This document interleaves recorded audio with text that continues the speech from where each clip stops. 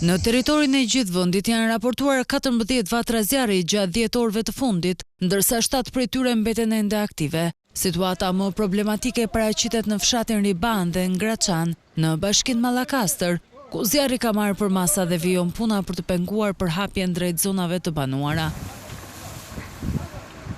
Zjarri ka kaluar edhe rrugën që lidh fshatin Riban me Panahorin dhe po avancon në drejtim të fshatit Drenie në teritorin e bashkisë Patos.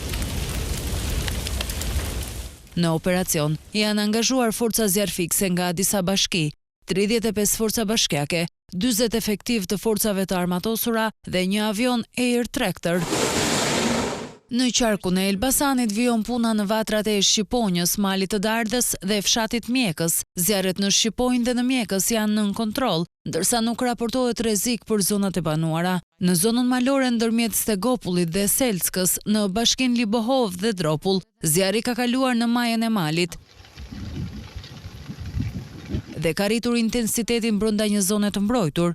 Në Penkov të bashkisë Selenic, zjarri është shuar plotësisht pasi preku rreth 2 hektar pyll me pisha dhe 40 automjete të braktisura. Në Gumenic vijon puna për shuarjen e një vatre me shkure, ndërsa në Vrezhezh, bashkia Skrapar, situata është vendosur nën kontroll. Përmes koordinimit të Agjencisë Kombëtare të Mbrojtjes Civile, prefekturave, njësive të qeverisjes vendore dhe forcave të armatosura, në operacionet për izolimin dhe shuarjen e flakëve, janë angazhuar 29 automjete zjarfikse, 246 forca operacionale, 90 efektiv të forcave të armatosura, 1 helikopter dhe 1 avion Air Tractor i forcës ajrore.